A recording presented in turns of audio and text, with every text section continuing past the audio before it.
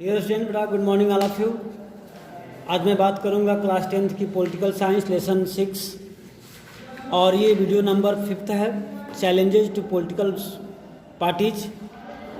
इससे पहले हम लोग बहुत सारे पॉइंट पर डिस्कशन कर चुके हैं वन बाय वन, जैसे आपका meaning of political parties, function of political parties, needs of political parties and how many types of political parties.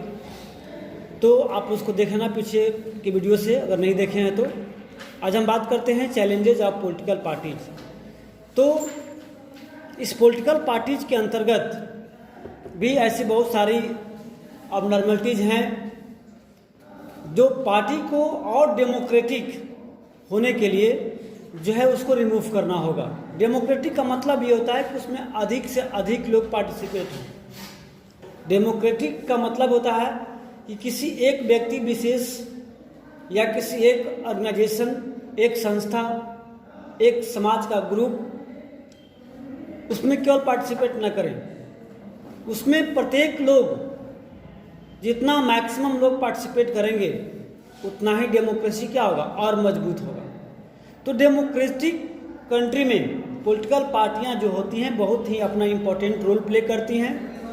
तो उसमें कुछ ना कुछ चैलेंजेज हैं जो पॉलिटिक्स को और अधिक डेमोक्रेटिक करने में उसे कहीं ना कहीं जो है ऑब्जेक्शन करती हैं, कहीं ना कहीं रोड़े का वर्क करता है।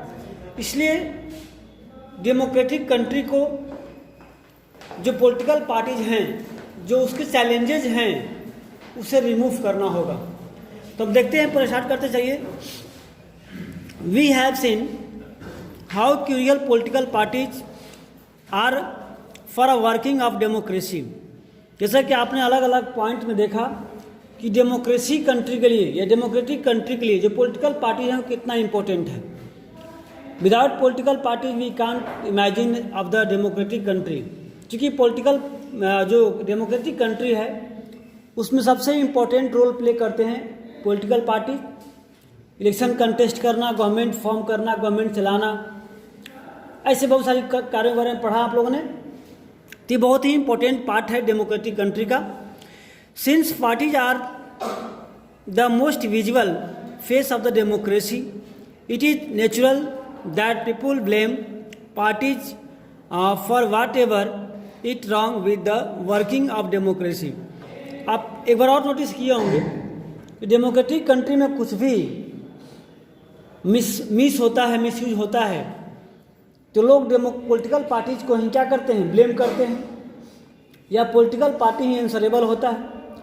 अगर मान लीजिए कहीं सड़क जाम हो जाता है, धरना हो जाता है, या फिर कहीं ऐसी दुर्घटना हो जाती है, तो सभी लोग क्या करते हैं, पॉलिटिकल पार्टीज को ब्लेम करते हैं। अभी फिलहाल की बता दुर्घटना आपको, बिहार में मुंगेर जिला है, वहाँ एक मूर्ति विसर्जन को लेकर के गोलीबारी चली गई है। अब टीवी पर देख रहा होगा, आजकल चल रहा है न्यूज़।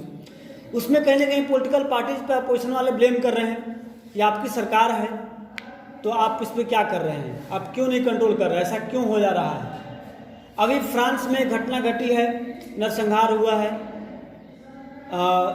क्या बोलते हैं इसको, ईसाई, क्रिश्चियन एंड मुस्लिम पे। उसको लेकर के हमारे कंट्री में अलग अलग एरियाओं में जो फ्रांस के आपके वो हैं प्राइम मिनिस्टर हैं, उनका यहाँ पर क्या हो रहा है, मतलब मूर्ति दहन हो रहा है, या फिर अलग अलग जो है क्रियाकलाप लेकर के यहाँ पर ये हो रहा है। तो किसी भी अच्छे या बुरे वर्ग के लिए जो पॉलिटिकल पार्टी है वही रिस्पॉन्सिबल होती है डेमोक्रेटिक कंट्री में। अगर डेमोक्रेटिक कंट्री ना है, जहाँ पर मोनार्किकल सिस्टम है, जहाँ तानाशाही शासन है, तो वहाँ पॉलिटिकल पार्टी होती नहीं है, फिर रिस्पॉन्सिबल होगा ही नहीं। तो यह बात आती है। तो all over the world people express a strong dissatisfaction with the failure of political parties to perform their function well. This is the case of in our country. To popular dissatisfaction कर सकते हैं, मतलब जब लोग असंतुष्ट होते हैं तो किसी कार्य से लेकर के, तो पॉलिटिकल पार्टीज को ही ब्लेम करते हैं। तो आइए देखते हैं, सबसे पहला जो है आपका चैलेंजेस जो दिया हुआ है यहाँ पर, first challenges in lack of the internal democracy within a party. जो हम देखते हैं कि बीजेपी, कांग्रेस, सपा, बसपा जो भी हैं, ये जो पार्टियां हैं इसमें कई सारे वर्कर्स होते हैं, कई मतलब लीडर होते हैं। तो जो पार्टीज होती हैं, पार्टी में कई शासन है, कोई एक व्यक्ति से पार्टी बन जाता है, पार्टी का कोई एक आदमी हेड होता है, बाकी बहुत सारे मेंबर्स होते हैं, बहुत सारे एक्टिव मेंबर होते हैं। तो इंटरनल डेमोक्रेटिक कहने का मतलब ये है कि पार्टियों के अंदर या पार्टी के अंदर ही जितने मेंबर्स होते हैं उसी में डेमोक्रेटिक की जो भावना है, फीलिंग्स है, नहीं होती है। जैसे बात करें, आज बीजेपी पार्टी हमारे कंट्री में सबसे अच्छा लीड कर रही है, गवर्नमेंट चला रही है, इसे बहुत सारे मेंबर्स हैं, लेकिन इम्पोर्टेंट जो डिसीजंस है वे केवल पार्टी के 2-4 ही गिने चुने मंत्री हैं जो मिलकर डिसाइड कर लेते हैं क्या करना है। जैसे बात करें, भी आप लोगों के सामने ये नरेंद्र दास मोदी जो हैं अभी सीएम हमारे हैं, पीएम हैं, और एक अमित शाह, ये पार्टी के 2 ऐसे मेंबर हैं, ऐसे कह सकते हैं प्रभावशाली नेता हैं कि पार्टी के हर एक फैसले खुद ले रहे हैं। ये क्या है? पार्टी के अंदर और जो सारे मेंबर्स हैं, ये उनका एक तरह से कह सकते हैं कि जो वैल्यू है इन दोनों की अपेक्षा कम है, न के बराबर है। पार्टी में क्या हो रहा है, हमारे आगे के प्रोग्राम क्या है, क्या करना है, नहीं करना है, इसकी डिसीजन जो है पूरे पार्टी के मेंबर्स के साथ डिस्कशन होने के बाद होनी चाहिए, लेकिन ऐसा नहीं होता है। इसी को कहा गया है कि lack of internal democracy in the party, यानी कि पार्टियों के अंदर जितने मेंबर हैं उनमें ही डेमोक्रेटिक की भावना नहीं है। डेमोक्रेटिक मतलब क्या? अधिक से अधिक लोगों को पार्टिसिपेट किया जाए और सब लोग मिलकर के डिसीजन लें, ऐसा हो नहीं रहा। देखते हैं, all over the world there is a tendency in political party toward the concentration of power in one or few leaders at the top. यानी कि जहाँ डेमोक्रेटिक कंट्री है, पूरे वर्ल्ड की बात कर रहा हूँ, तो वहाँ एक टेंडेंसी बन गई है कि जो बड़ी बड़ी पार्टियाँ होती हैं या जो उसमें पुराने लीडर्स होते हैं, वे चाहते नहीं हैं कि सभी लोगों को उसमें इन्वॉल्व किया जाए, वे बड़े फैसले खुद ले लेते हैं, जो कि नहीं होना चाहिए। Parties do not keep membership register, do not hold organisational meeting and do not conduct internal election regularly. आपको समझ आ रही है कि नहीं समझ आ रही है कि पार्टियों के अंदर में जो होना चाहिए, रेगुलर मीटिंग होनी चाहिए, हर एक बात पर डिस्कशन होनी चाहिए, पार्टी के मेंबरों का एक लिस्ट बननी चाहिए, जो कि नहीं हो पाता है। Ordinary member of the party do not gate sufficient information on that what happens inside the party। जो नॉर्मल पार्टी होते हैं, जो नॉर्मल लीडर होते हैं, जो छोटे बड़े नेता होते हैं, उन्हें भी नहीं पता था कि पार्टी के अंदर चल क्या रहा है। पार्टियों के जो बड़े बड़े मेंबर हैं या जो बिग लीडर्स हैं वो कर क्या रहे हैं, उन्हें खुद इंफॉर्मेशन नहीं दिया जाता है। They do not have the means or connection need to influence the decision.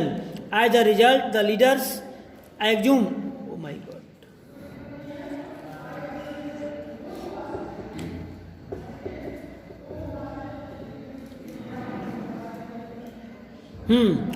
as a result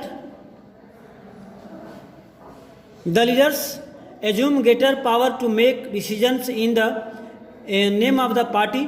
Since one or few leaders exercise paramount power in the party, those who disagree with the leadership find it.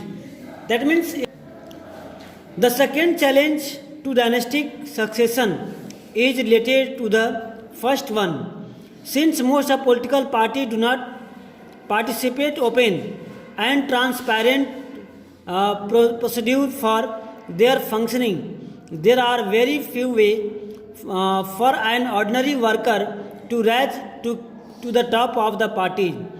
Those who happen to be the leaders are in the position of unfair advantage or favor people to close them even the even their family members. That means हमें बात करना पढ़ना आप लोग। यहाँ मैं स्पष्ट बता दूँ आप लोगों को डायनेस्टिक सक्सेशन क्या होता है। अभी आपके यूपी की बात कर रहा हूँ, कांग्रेस पूरे कंट्री में है, समाजवादी पार्टी सपा आबे कंट्री में है। तो यहाँ क्या हो रहा है, मुलायम सिंह के मतलब हटने के बाद उनका लड़का पार्टी का अध्यक्ष बने, अखिलेश यादव। ऐसा नहीं है कि पार्टी में और सारे लोग नहीं हैं, केवल यही एक मेन लीडर हैं। लेकिन क्यों मुलायम सिंह ने अपने बाद पार्टी का मेन अध्यक्ष इनको क्यों बनाया, ये एक समस्या है। डायनेस्टिक इसी को बोलते हैं वंशवाद या वंश परंपरा, जो पहले हुआ करते थे किंगशिप में, राजा का बेटा। तो फिर डेमोक्रेटिक का मतलब क्या कि राजा का बेटा फिर राजा बनने के लायक है? क्या सपा में और कोई नहीं है? क्या कांग्रेस इतनी बड़ी पार्टी है, पुरानी पार्टी है, क्या इसमें और कोई नहीं है? एक ही परिवार, राजीव गांधी, इंदिरा गांधी, जवाहरलाल नेहरू, मोतीलाल नेहरू की बात चली आ रही, वंश परंपरागत। आज राहुल गांधी खड़े हैं, हेड बने हुए हैं। ऐसा क्यों हो रहा है? ऐसा अगर हो रहा है तो ये क्या है? ये एक चैलेंजेज है, ऐसा नहीं होना चाहिए। हमारे बिहार में आरजेडी, लालू यादव सीएम थे, उनके बाद उनकी वाइफ बनी, फिर उनके बाद उनके बेटे। तो ये क्या है? यह एक चैलेंजेज है, ये चुनौती है पॉलिटिकल पार्टीज के अंतर्गत। ऐसा नहीं होना चाहिए। And the third challenge is that about the growing of the role of money and muscles power in parties. यानी कि डे बाई डे देखा जा रहा है कि जो पॉलिटिकल पार्टीज हो रही हैं उसमें मनी और मसल्स, यानी कि जो बाहुबली हैं, जिनके पास 10 हथियार है, 10 गुंडे हैं, कहीं दंगा करा सकते हैं, पैसे के बल पे कुछ भी कर सकते हैं। तो ऐसे लोग क्या कर सकते हैं? मतलब पार्टियों को एक चैलेंजेज है, especially during the election, since the party are focused only on winning election, they tend to use the shortcut to win election. They tend to nominate those candidates who have or can raise lots of money. Rich people and campaign who give funds to the party tend to have the influence on the policy and decisions of the parties. In some cases, party support criminals who can win elections. Democrats all over the world are worried about the increasing role of the rich person and big companies in the democratic parties. बेटा आप समझे कि democratic पार्टियां mainly चुनाव जीतने के लिए seat उनको देना चाहती हैं जो इलेक्शन जीतने के लिए कुछ भी कर सकते हैं। चाहे पैसे पर लोगों को परचेज करना पड़े तो परचेज कर सकते हैं, 10 जान मारना पड़े तो मार सकते हैं। तो ये क्या है? ये डेमोक्रेसी के लिए खतरा है, ऐसा नहीं होना चाहिए। और नेक्स्ट जो है आपका फोर्थ है, जो आपका meaningful choice. The fourth challenges is that very often parties do not seem to offer a meaningful choice to the voters. यानी कि जो पार्टियां होती हैं, वोटर चाहते हैं किसी और को इलेक्ट करना, लेकिन बड़ी बड़ी पार्टियां जो है उन्हें सीट नहीं देती हैं। Party must significant different in recent years there has been a decline in the ideological differences among the parties in most part of the world. For example, the difference between the Labour Party and the Conservative Party in Britain is very little. They agree on more fundamental aspect but differ only the details. यहाँ पर इसको देखना, इसको कुछ important नहीं है। That means meaningful choice, that means candidate ऐसे contest करना चाहिए इलेक्शन में ताकि लोग उनको चॉइस कर सके, लोग उनको इलेक्ट कर सके। ओके, तो यहाँ पर एक चैलेंजेज है पार्टियों के अंतर्गत। आपने देखा मेनली आपको 3 जो है वेरी इंपॉर्टेंट है। पहला है आपका इंटरनल डेमोक्रेसी का लैक होता है, नहीं होता है, मनी एंड मसल्स, और आपका डायनेस्टिक प्रोसेशन। ये 3 जो हैं चैलेंज बहुत ही इंपॉर्टेंट और ख़तरनाक हैं, जो कि प्रत्येक पार्टियों के अंदर ये बातें हैं। अब जो नेक्स्ट पॉइंट है हम लोग पढ़ेंगे, how can party B reform, हम पार्टियों को रिफॉर्म कैसे कर सकते हैं, उसको हम देखते हैं नेक्स्ट वीडियो में। ओके, तब तक गुड बाय।